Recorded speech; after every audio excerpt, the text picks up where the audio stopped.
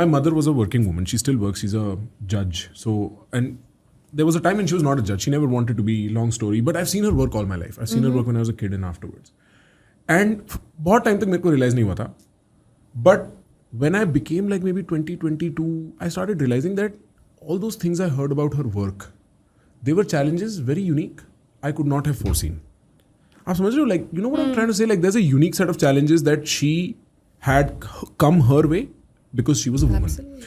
And I think the smartest women in India are offline. Offline in the sense that they either do not work, do not find time to work. A lot of their genius is left very underutilized. And for a nation to move forward, for a community to, for a family to move forward, सारे neurons का online होना बड़ा ज़रूरी है. What were some of the specific challenges I would not foresee that you encountered in your professional life? I think मेरे से ज़्यादा I was thinking about my mother-in-law's journey. उन्होंने भी काम किया है almost 40 years and she took it to retirement. Like officially retire होने का जब time आया तब उन्होंने retirement Lee. I think their challenges were very different from our challenges.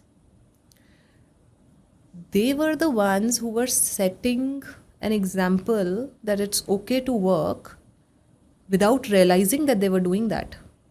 So for example, my mother has always been a housewife, right?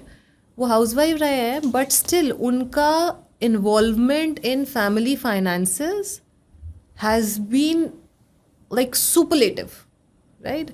And for that matter, it's funny. We just wrote a LinkedIn post in the morning today where I've talked about कि how housewives actually are the best CFOs. उनको पास अगर 5,000 का budget होता है, वो 10,000 का काम करके उस 5,000 में दिखा देती हैं. And they still make everything work and look comfortable and easy and still save a little. Right. So I think I've learned a lot from my mom, like that aspect.